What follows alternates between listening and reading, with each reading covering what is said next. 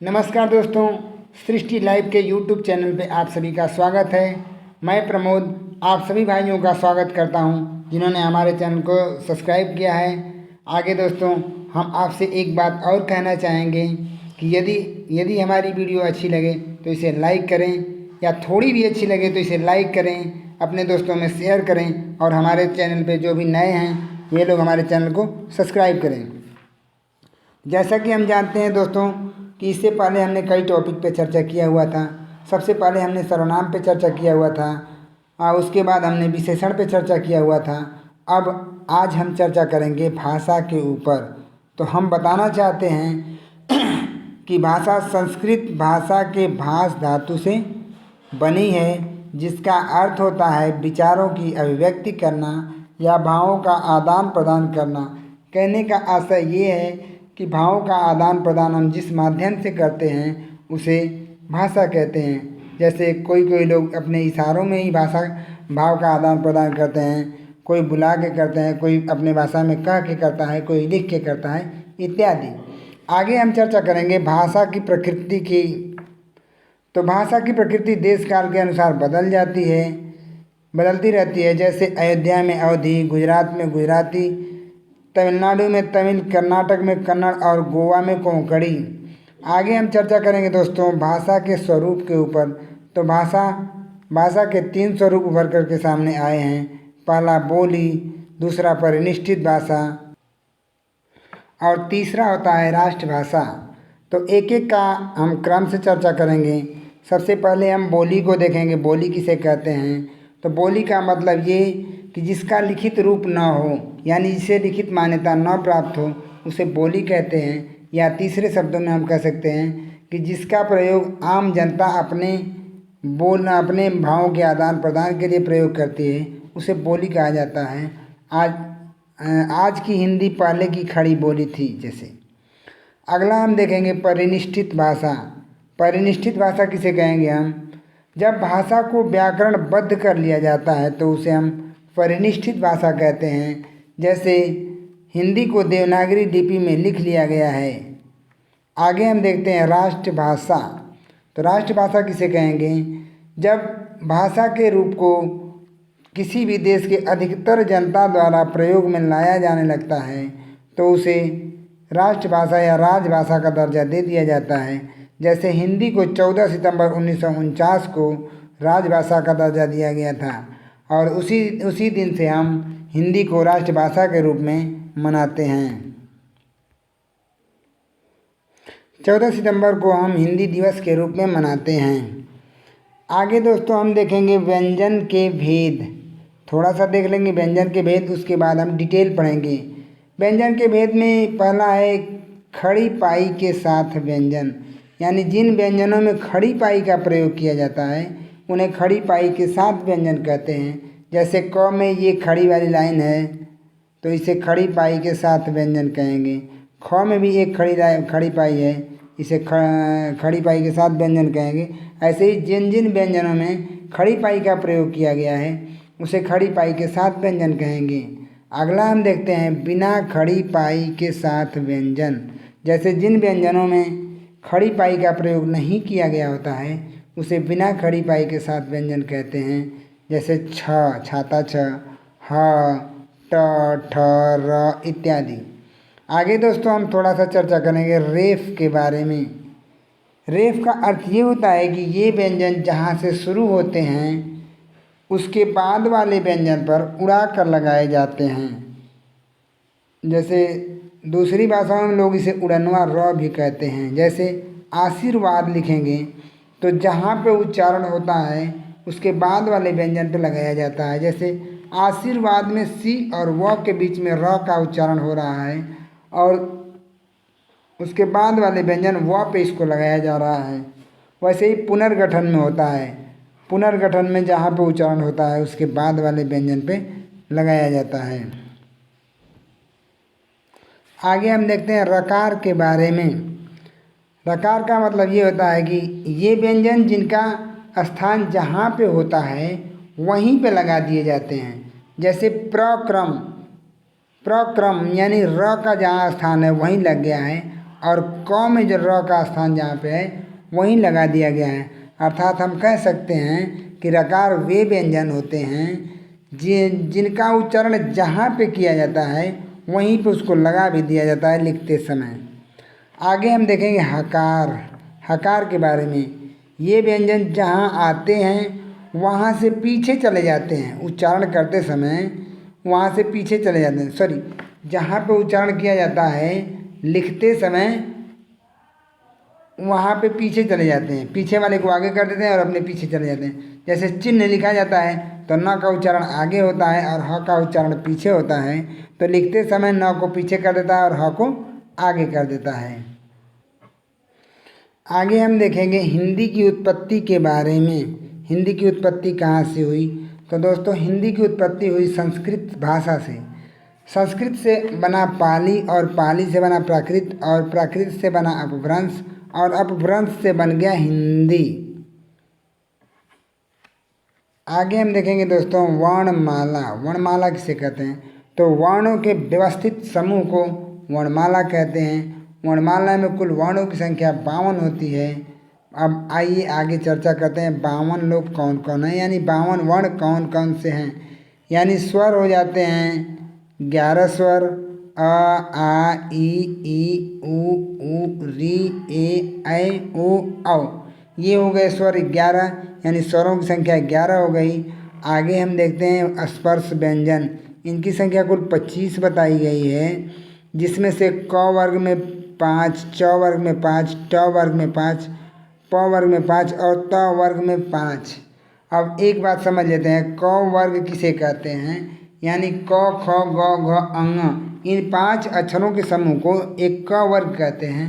ऐसे ही च छ ज झ ञ को च वर्ग कहते हैं। ऐसे ही ट वर्ग, प वर्ग, ट वर्ग, त वर्ग इत्यादि होते हैं। आगे हम देख लेते हैं थोड़ा सा अंतस्थ व्यंजन। अंतस्थ व्यंजन हम य र ल व को कहते हैं। इनकी भी संख्या 4 होती है। आगे हम देखते हैं उष्म व्यंजन के बारे में। तो उष्म व्यंजन की संख्या भी 4 होती है, जैसे स, ह और मूर्धा वाला स, इनकी संख्या 4 हो गई। आगे देखते हैं संयुक्त व्यंजन। संयुक्त व्यंजनों की संख्या भी 4 होती है, छ, त्र, ज्ञ और स्र, ये भी 4 हो गए। आगे देखते हैं अनुस्वार और विसर्ग। एक अनुस्वार हो जाएगा अंग और विसर्ग हो जाएगा अह, इनकी भी संख्या 1 होती है। अगला हम देख लेते हैं द्विगुण व्यंजन।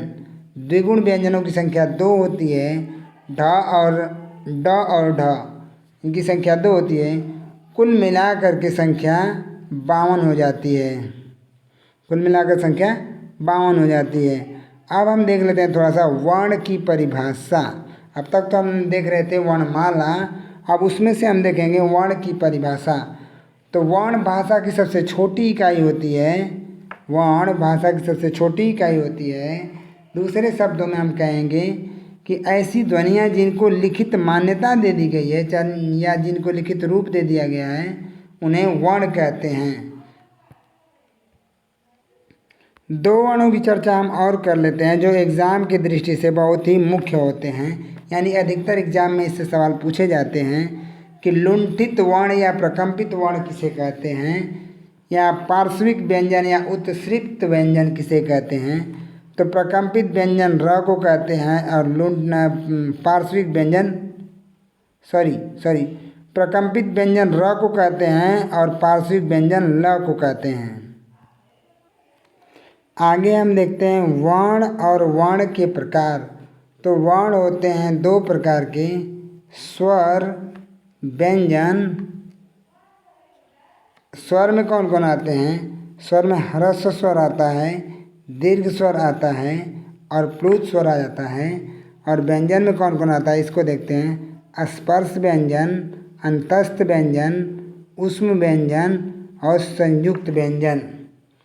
आगे देखते हैं दोस्तों स्वर की परिभाषा। वर्णमाला के वे वर्ण जिनका उच्चारण स्वयं की सहायता से किया जाता है, अर्थात जिनका उच्चारण करने में किसी की सहायता नहीं ली जाती है, उन्हें स्वर कहा जाता है। जैसे अ, आ, ई, उ इत्यादि। हिंदी में स्वरों की संख्या कुल 11 होती है। आगे हम देखेंगे स्वर के भेद। तो स्वर होते हैं ह्रस्व स्वर या एक मात्रिक स्वर, जिनके उच्चारण में एक मात्रा का समय लगता है उन्हें एक मात्रिक स्वर या ह्रस्व स्वर कहते हैं या छोटा स्वर कहते हैं। जैसे अ, ई, उ और री। आगे देखेंगे दीर्घ स्वर या द्विमात्रिक स्वर या गुरु स्वर किन्हें कहेंगे। तो जिनके उच्चारण में दो मात्रा का समय लगता है उन्हें दीर्घ स्वर कहते हैं, या जिनके उच्चारण में दो मात्रा का समय लगता है उन्हें दीर्घ स्वर कहते हैं। जैसे आ, ई, उ, ए, ऐ, ओ, औ इत्यादि। आगे हम चर्चा करेंगे प्लुत स्वर की या त्रिमात्रिक स्वर की। प्लुत स्वर हम उन्हें कहेंगे जिनका उच्चारण करने में दो मात्रा से अधिक का समय लगता है, उन्हें प्लुत स्वर कहते हैं। जैसे ओम, बाप रे इत्यादि। स्वर में एक होते हैं मूल स्वर और दूसरे होते हैं संयुक्त स्वर। तो मूल स्वर के अलावा संयुक्त स्वर किसे कहते हैं देख लेते हैं थोड़ा सा। संयुक्त स्वर में जिन स्वरों को मिला करके दूसरा स्वर बनता है उन्हें संयुक्त स्वर कहते हैं। जैसे अ प्लस अ को मिला करके आ हो जाता है, ई प्लस ई को मिला के बड़ी ई हो जाता है, ऊ और ऊ मिला के बड़ा ऊ हो जाता है। आगे अ प्लस ई मिला के ए हो जाता है, अ प्लस बड़ी ई मिला के आई हो जाता है, अ प्लस ऊ मिला के ओ हो जाता है, अ प्लस बड़ा ऊ मिला करके औ हो जाता है। ये हो गए समान स्वर और ये हो गए असमान स्वर। आगे देखेंगे दोस्तों व्यंजन की चर्चा करेंगे। देखेंगे दोस्तों व्यंजन की परिभाषा। वे वर्ण जिनके उच्चारण में स्वरों की सहायता ली जाती है वे व्यंजन कहलाते हैं। जैसे क प्लस अ मिल के क, घ प्लस अ मिल करके घ।